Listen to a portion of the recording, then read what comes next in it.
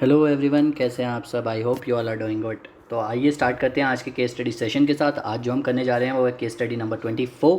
बहुत ही आसान और बहुत ही प्यारी केस स्टडी, थोड़ा सा टाइम कंज्यूमिंग ज़रूर है और बहुत ही ध्यान से सुनिएगा, फटाफट से ख़त्म करने की कोशिश करेंगे।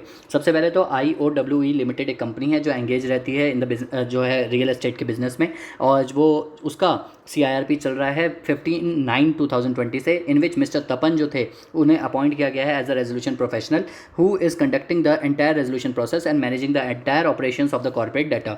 ठीक है, mister Tapan made an invitation in the names of the prospective resolution applicants under clause H of subsection 2 of section number 25, pursuant to which the candidates who submitted their names are as follows। इन लोगों ने अपना resolution applicant के तहत अपना नाम लिखवाया है। सबसे पहला नाम लिखवाया है ट्रायल ARC लिमिटेड, एक एसेट रिकंस्ट्रक्शन कंपनी है जो रजिस्टर्ड है RBI के पास section number 3 of the securitisation and SARFAESI act के तहत, which is managing one of the receivables account of IOWE limited के अकाउंट को ही वो मैनेज कर रही है, जिसको NPA कारागर कर दिया गया है सिंस 5 अगस्त 2019। और उसके साथ साथ ट्रायल ARC लिमिटेड ने 21% इक्विटी शेयर्स भी ले रखे हैं किसके, IOWE लिमिटेड के, जो उसने कैसे मिले थे उसे, कन्वर्टेबल डिबेंचर्स के मतलब डिबेंचर्स को कन्वर्ट करके दे दिए गए थे। तो कई बार होता है ना, कन्वर्जन होता है। तो ये अगर आप देखें तो अगर मैं यहाँ पर एक पॉइंट आपको बता दूँ तो यहाँ ट्रायल ARC लिमिटेड वैसे रिलेटेड पार्टी हो सकती थी अगर सिर्फ इक्विटी शेयर्स उसके पास नॉर्मली होते तो, लेकिन अभी वो रिलेटेड पार्टी नहीं मानी जाएगी। क्यों? क्योंकि उसे कन्वर्टेबल डिबेंचर्स जो हैं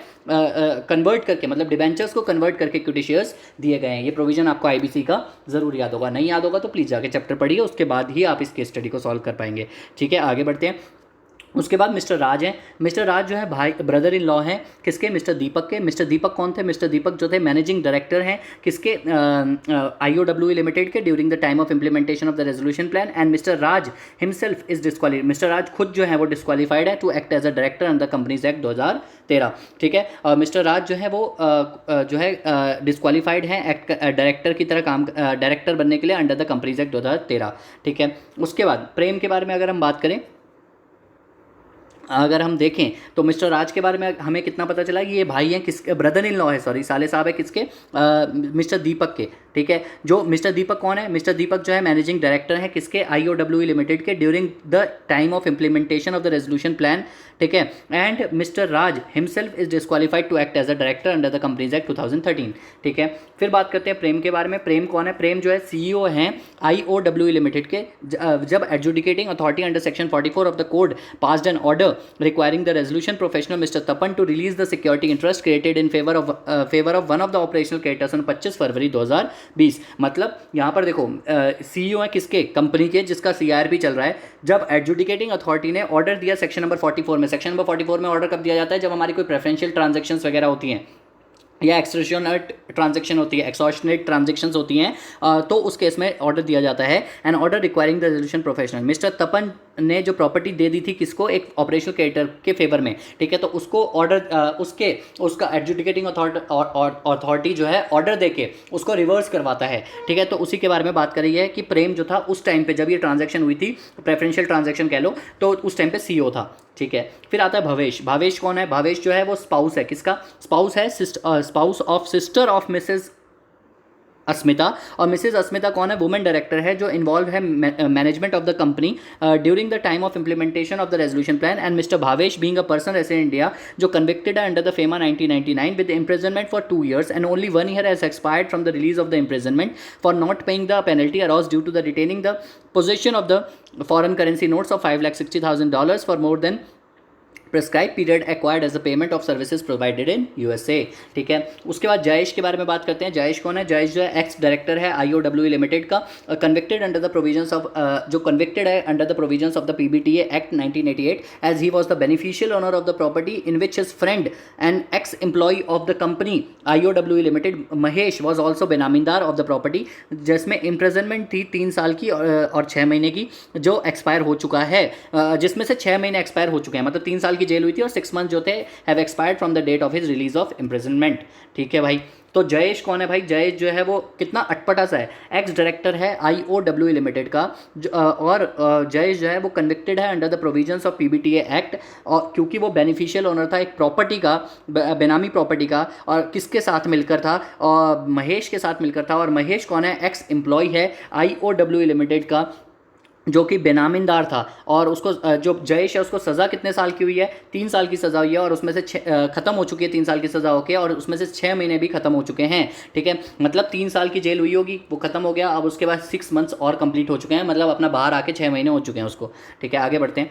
उर्मिला, उर्मिला ने क्या किया, वो उर्मिला जो है वो स्पाउस है of Neiphiu of mister Raman. ठीक है, और मिस्टर रमन कौन थे भाई, मिस्टर रमन जो थे वो who shall be the promoter, shall be the promoter of the IOW limited during the time of implementation of the resolution plan, and Mrs Urmila herself was convicted under the provisions of competition act 2002। मतलब यहाँ पर कोई बंदा ठीक है ही नहीं, अगर आप देखो तो सब में कुछ ना कुछ गड़बड़ है ही। ठीक है, तो मिसेज उर्मिला जो थी वो एक मिनट, अगर शी इज़ द स्पाउस थी वो किसकी, नेफ्यू ऑफ मिस्टर रमन की, और रमन जो थे वो प्रमोटर होते हैं, मतलब ये लो who shall be the promoter, ठीक है, होंगे, ठीक है, of IOW during the implementation of the resolution plan, and Mrs Urmila herself convicted under the provisions of the competition act for violating the order of the commission by re entering into the agreement of anti competitive. ठीक है, मतलब उन्होंने commission के order को पूरा नहीं किया, मतलब कोई ऑर्डर पास किया गया होगा एंटी कॉम्पिटिटिव एग्रीमेंट मत करना आगे से, ऐसा कमीशन ने बोला होगा उर्मिला को, और उर्मिला ने उनकी बात नहीं मानी, जिसके लिए उन्हें जेल हुई थी 2.5 साल की, और इस बात को ख़त्म हुए 2 साल एक्सपायर हो चुके हैं, मतलब 2 साल पूरे हो चुके हैं। ठीक है, आगे बढ़ते हैं। क्या कहता है, mister Tapan rejected few of the prospective applicants candidature as they were found not मतलब उसको ऐसा लगता है कि वो एलिजिबल नहीं है under section 29A of the IBC 2016, and few were not satisfying the criteria laid down by him, that is were not having experience in the real estate industry for minimum 2 years. ठीक है, mister Tapan provided the eligible resolution applicants with the access to all the relevant information, मतलब ये balance sheet उसने provide करी होगी resolution applicants को कि भाई इसके देखते हुए इन्फॉर्मेशन मेमोरेंडम जिसको आप कहते हो, इसके बेसिस पे रेजोल्यूशन प्लान बनाना। ठीक है, तो बैलेंस शीट में वही है, लैंड एंड बिल्डिंग है, प्लांट एंड मशीनरी है, स्टॉक्स है, ट्रेड रिसीवेबल्स है, अदर करेंट एसेट्स, कैश है 30 का, उसके बाद इक्विटी है, हमारा प्रेफरेंस है, secured financial creditors, unsecured operational creditors, government की ड्यूज़, वर्कमैन ड्यूज़ 27 महीने के गिवन है, 18 लाख, और एम्प्लॉयज़ के भी कुछ ड्यूज़ गिवन हैं। ठीक है, based on the information provided Mr Tapan ने रिसीव करे 3 रेजोल्यूशन प्लान जो है उसने रिसीव किए, जिन रेजोल्यूशन एप्लीकेंट को उसने अप्रूव किया था उनमें से 3 लोगों ने अपना प्लान सबमिट किया। जो इंसॉल्वेंसी रेजोल्यूशन प्रोसेस की कॉस्ट है वो 40 लाख रुपए की है।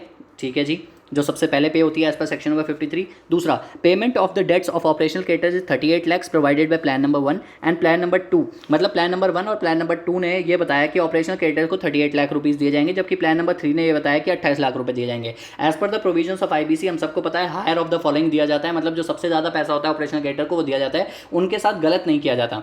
ठीक है, तो 38 लाख रुपीज़ ही दिए जाएंगे। ऑब्वियसली फिर प्लान नंबर 3 जो है हमारा नहीं माना जाएगा, ऑलरेडी घटिया प्लान है plan number 3। Third, all the plans included in the provisions for the matters such as payment of debts to financial creditor who do not vote in favour of the plan as per the priority order mention in section number 53 of the code, management of the affairs of the corporate debtor after approval of the resolution plan, implementation and supervision of the resolution plan and conformed to such other requirement as may be specified by the board। ठीक है, उसके अलावा fourth point क्या कहता है, with regard to the comment on the contravention if with any of the provisions of the law for the timing in force in the plan number 2 it was mention that as one of the mortgage properties which was in favour of financial creditors of the IOW limited got provisionally attach under section 5 of the PMLA 2002 after the insolvency commencement date, but the proceedings of which were going on before the insolvency commencement date, that particular financial creditors would be treated as unsecured इन।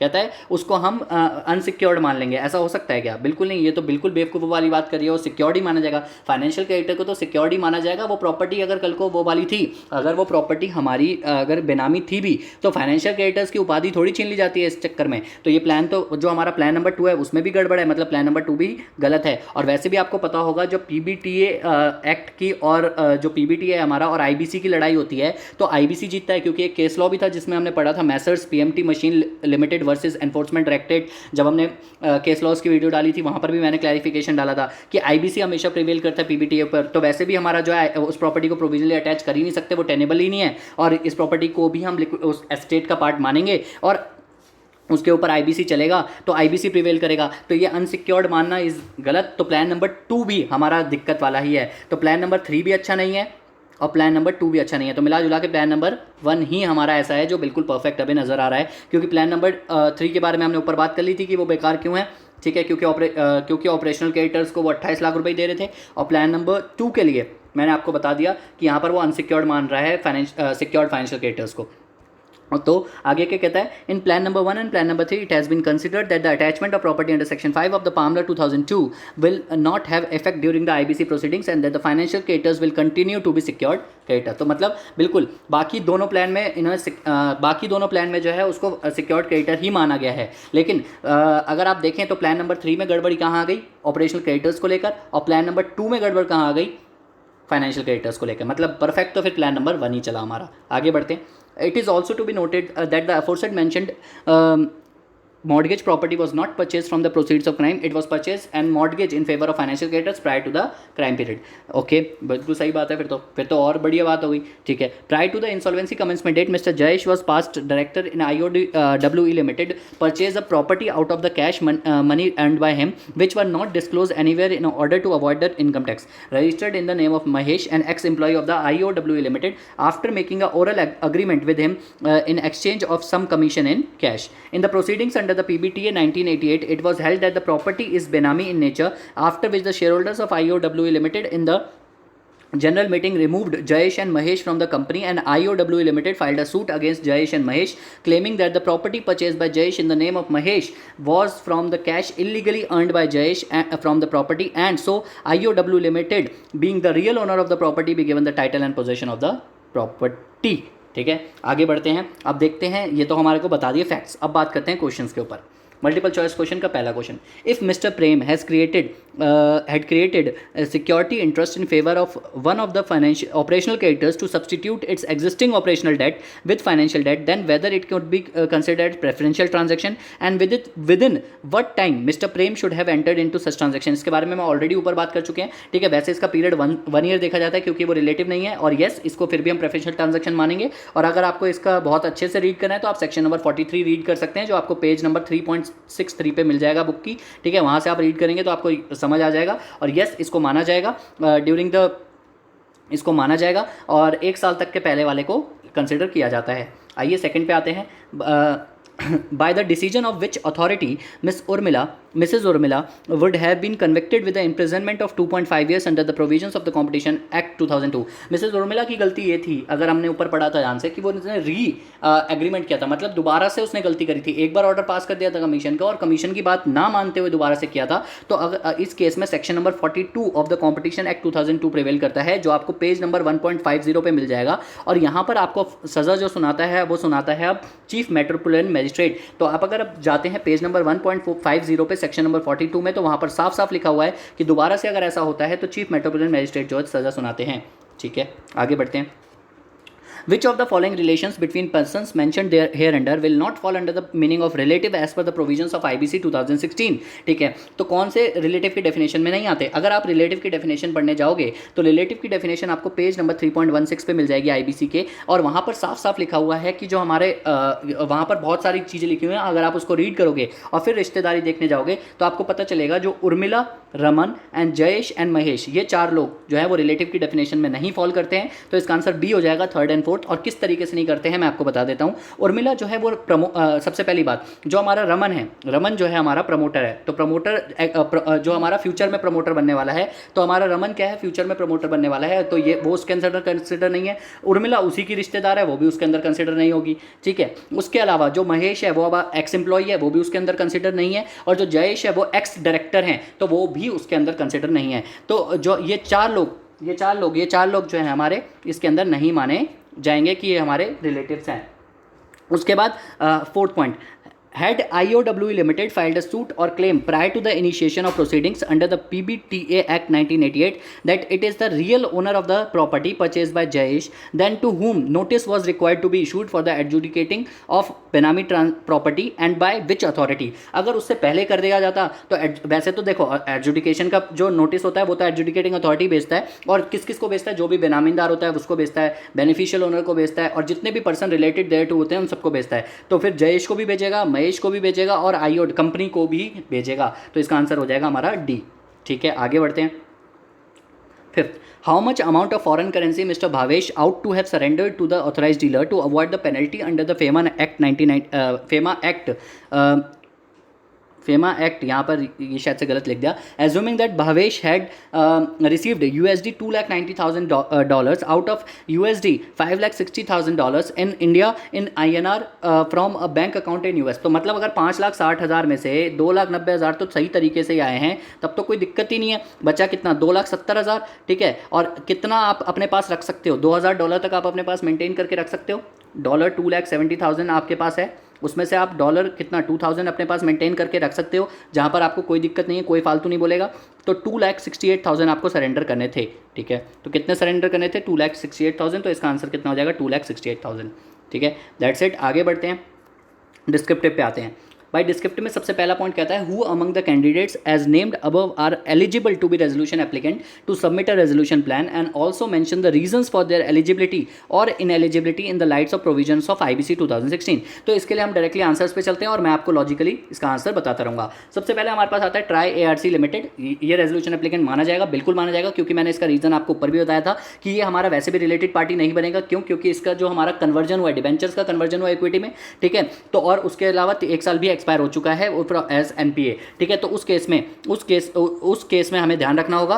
तो अगर आप इसको read करते हो तो यहाँ पर देखो, section number 29A of the code, person having account of corporate debtor classified as NPA since 1 year from the insolvency commencement date shall not be eligible for resolution applicant. However nothing in this clause shall apply to the person. जो financial entity होते हैं, financial entity पे वाला clause apply नहीं करता है, भले 1 साल पूरा होने के बाद भी, ठीक है। मतलब सिंपल सी चीज़ है। लेकिन इसमें अगर मेन पॉइंट आपको बताऊं तो याद रखने वाला पॉइंट जो है ना, ये वाला पॉइंट आपको याद रखना है कि ये हमारा solely on account of conversion और substitution of debt into equity, उसको रिलेटेड पार्टी नहीं माना जाएगा। ये स्टार पॉइंट है, इससे रिलेटेड ये बात आपको जरूर लिख के आनी है, ठीक है। वैसे तो देखो आपका ओपन बुक है तो आपको सेक्शन नंबर 29A ये वाला, आप ये वाला भी लिख दोगे कि फाइनेंशियल एंटिटीज के ऊपर ये वाला प्रोविजन अप्लाई नहीं करता कि 1 ईयर जो है from the date of commencement shall not be eligible for resolution applicant, लेकिन वो फाइनेंशियल एंटिटीज पे ये वाला प्रोविजन अप्लाई नहीं करेगा। तो आप ये दोनों बात लिख सकते हो, कोई दिक्कत नहीं है, ठीक है। तो ये हमारा एलिजिबल है और माना जाएगा। इसके बाद राज के बारे में बात करते हैं। राज जो होगा, यस राज भी माना जाएगा, बिकॉज जो हमारा राज जिस बंदे का रिलेटिव है, दीपक का रिलेटिव है, तो देखते हैं तो वो हमारा जो है राज एलिजिबल माना जाएगा, बिकॉज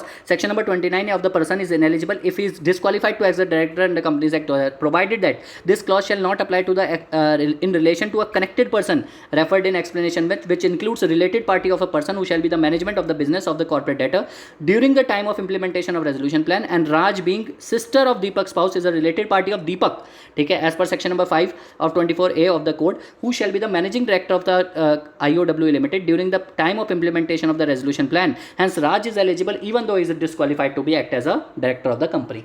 ठीक है, वो कंपनी का डायरेक्टर बनने से इनएलिजिबल हो सकता है, लेकिन बेचा, ठीक है, लेकिन फिर भी वो क्योंकि कनेक्टेड पर्संस के ऊपर ये प्रोविजंस अप्लाई, ये वाला पार्ट अप्लाई नहीं करता है। अगर आप सेक्शन नंबर 29A में साफ लिखा हुआ है कि कनेक्टेड पर्संस पे ये एक तो डिस्क्वालीफाइड डायरेक्टर वाला, दूसरी बात जो हमारा क्या नाम है, अगर कोई जेल जाता है तो वो वाले जेल जाने वाला वो अप्लाई नहीं करते हैं, तो इसलिए राज के ऊपर अप्लाई नहीं करेगा और राज जो है एलिजिबल हो जाएगा, ठीक है, रेजोल्यूशन एप्लीकेंट बनने के लिए, ठीक है। इसके बाद आता है प्रेम एलिजिबल नहीं है। प्रेम एलिजिबल इसलिए नहीं है क्योंकि वो मैंने आपको ऊपर ही बताया था, क्योंकि प्रेम जो है वो CEO था, मतलब वो मैनेजमेंट का पार्ट था जब वो प्रेफरेंशियल ट्रांजेक्शन हो रही थी तब, ठीक है। इसके बाद आता है भावेश जो है वो हमारा एलिजिबल होगा। एलिजिबल इसलिए होगा क्योंकि वो कनेक्टेड पर्सन पे वो वाला प्रोविजन अप्लाई नहीं होता है, जेल जाने वाला, क्योंकि अगर आप जेल गए हो तो आपके रिलेटेड जो कनेक्टेड पर्सन है उनके ऊपर प्रोविजन अप्लाई नहीं होंगे, वो लोग जो है वो रेजोल्यूशन एप्लीकेंट बन सकते हैं। तो ये कुछ ही केसेस में ऐसा था कि आपके कनेक्टेड पर्सन पे अप्लाई नहीं होंगे, जिसमें से एक जेल जाने वाला क्राइटेरिया भी था, तो हेंस भावेश जो है वो एलिजिबल रहेगा।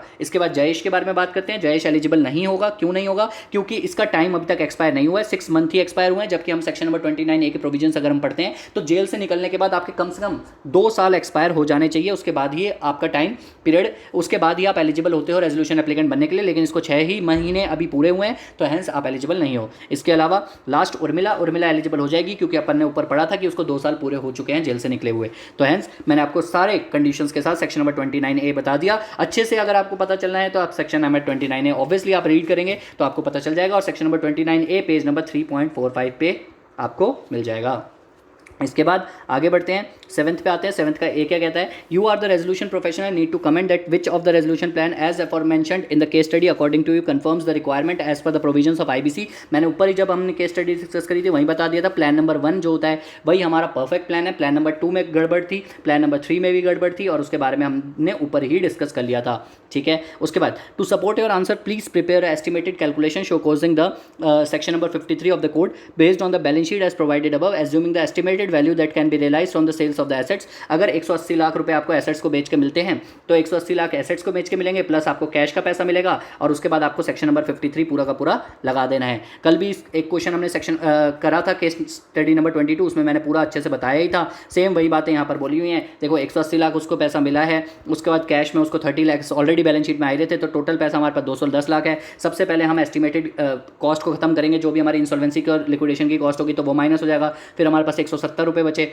170 लाख वट एवर, ठीक है। उसके बाद 24 महीने सबसे पहले वर्कमैन ड्यूज़ के 24 मंथ्स के पैसे खत्म किए, उसके बाद जो सिक्योर्ड फाइनेंशियल क्रेडिटर्स है उसको खत्म किया, ठीक है। उसके बाद हमने वेजेस खत्म किए 12 महीने के पूरे 22 लाख के। उसके बाद बैलेंस 52 लाख का बचा, उसके बाद हमारा 52 लाख का बैलेंस बचने के बाद गवर्नमेंट के ड्यूज़ खत्म किए, उसके बाद बैलेंस बच गया, ठीक है। उसके बाद बैलेंस बचने के बाद हमने जो है उसके वर्कमैन ड्यूज़ के जो बचे हुए पैसे थे वो खत्म किए, ठीक है। उसके बाद अनसिक्योर्ड फाइनेंशियल ऑपरेशनल क्रेडिटर्स के पैसे खत्म किए, फिर प्रोपोर्शनेटली खत्म कर दिए, ठीक है। उसके बाद बैलेंस उसके बाद हमारा मतलब जितना भी पैसा बचा वो हमने खत्म कर दिया, और सारा कुछ यहाँ पर कंप्लीट होता है, ठीक है। तो ये सेक्शन नंबर 53 था, और इसमें कुछ ऐसी बात हार्ड एंड फास्ट रूल है नहीं, और आपको ऑब्वियसली आपका ओपन बुक है तो उसके साथ आप रख के ईजिली सॉल्व कर सकते हैं, उसके मिलान कर सकते हैं, ठीक है। इसके अंदर कुछ भी टेक्निकल प्रॉब्लम नहीं थी। हाँ, एक यहाँ पर अगर हम देखें तो ये वाला प्लान वाली बात ऑलरेडी हमने ऊपर कर ली थी कि प्लान नंबर 1 जो है सुटेबल प्लान है और बेस्ट प्लान है, ठीक है। इसके बाद 7th का B, how the commission would have come to know about the violation of the order by the provision. Obviously inquiry करता है, चेक करता रहता है, कमीशन की जो हमने पेनल्टी वगैरह लगाई है वो उससे मांगता है, जब पहली बार गलत किया होगा तो उसकी पेनल्टी लगाई होगी ना, ठीक है। तो मिसेस उर्मिला ने दोबारा से री एंटर कर लिया था ऐसे कोई एंटिटी कॉम्पिटेटिव एग्रीमेंट में, तो ऑब्वियसली मैंने आपको बताया था सेक्शन नंबर 42 इस केस में प्रिवेल कर जाएगा, और सेक्शन नंबर 42 जो है आपको of the competition act page number 1.50 पे मिल जाएगा, जहाँ पर चीफ मेट्रोपोलिटन मैजिस्ट्रेट जो है आपके ऊपर पेनल्टी इम्पोज कर देता है, ठीक है। उसके बाद तो यहाँ पर आपको सेक्शन नंबर 42 पूरा का पूरा लिखना है, और पूरा का पूरा सेक्शन 42 आप चेप दोगे तो इसका आंसर आपके पास आ जाएगा। और पता कैसे चलेगा कमीशन को, ऑब्वियसली इंक्वायरी करने के बाद कि आपने जो डायरेक्शंस दिए उसको कंप्लायंस कर रहा है या नहीं कर रहा, ठीक है। इसके बाद 8 का ए क्या कहता है, whether the provisional attachment under section 5 of the PMLA act 2002 of the property of IOWE Limited could be justified considering the fact it was mortgaged in the favor of one of the financial creditor and it was purchased and mortgaged prior to the crime period. Provide your answer with the relevant case law. Case law मैंने ऊपर भी आपको बताया था, Messrs PMT machinery limited, PMT machinery limited, machinery private limited versus enforcement directed, जिसके अंदर ये बोला गया था कि जो हमारा IBC है उसका रेलेवेंस रहेगा ओवर पामला, ठीक है। तो IBC जीतेगा हमेशा पामला और IBC की लड़ाई में, और IBC जो होगा वो प्रिवेल करेगा, तो हेंस जो हमारा प्रोविजनली अटैच किया गया सेक्शन नंबर 25 में, section number 5 of the PMLA 2002 में वो गलत किया गया है, तो ये प्रोविजनली अटैच नहीं होनी चाहिए प्रॉपर्टी, तो जस्टिफाइबल नहीं है क्योंकि हमारा IBC प्रिवेल करता है, दैट्स इट, ठीक है। इसके बाद last, whether the act of IOWE limited of filing suit against Jayesh and Mahesh claiming that the company is the real owner of the property and the title and be given the title and possession of the property is valid। अब जब वो ऊपर हमने पढ़ा था एक last paragraph तो case study का, तो उसमें बोला नहीं था कंपनी ने कि ये प्रॉपर्टी मेरे को नहीं पता था कि इन्होंने ऐसे खरीद रखी है, बेनामी ट्रांजैक्शन से खरीदी है, प्लीज़ मेरे नाम पे कर दो, तो अपन ने तो क्या ऐसा हो सकता है, ये पूछ रहा है वो। तो सेक्शन नंबर 4 अपन ने पढ़ा है ना किसका, प्रोहिबिशन ऑफ बेनामी ट्रांजैक्शन एक्ट 1988 का, जिसके अंदर हमने बोला है कि कोई भी प्रॉपर्टी अगर बेनामी प्रॉपर्टी होता है तो कोई भी बंदा उसके ऊपर राइट नहीं कर सकता, कोई भी बंदा उसका क्लेम नहीं कर सकता, कोई भी बंदा उसको डिफेंस नहीं कर सकता। तो यहाँ पर section number 4 of the PBTA act 1988 आपको चेप देना है एज इट इज उठा के, दैट्स इट। ये था हमारा केस स्टडी आज का, और कंप्लीट कर दिया हमने बहुत ही अच्छे से। आपको मैं पूरा का पूरा विश्वास रखता हूँ कि आपको अच्छे से समझ आया होगा। Okay, till then take care of yourself and your family. मिलते हैं नई केस स्टडी के साथ। All the best.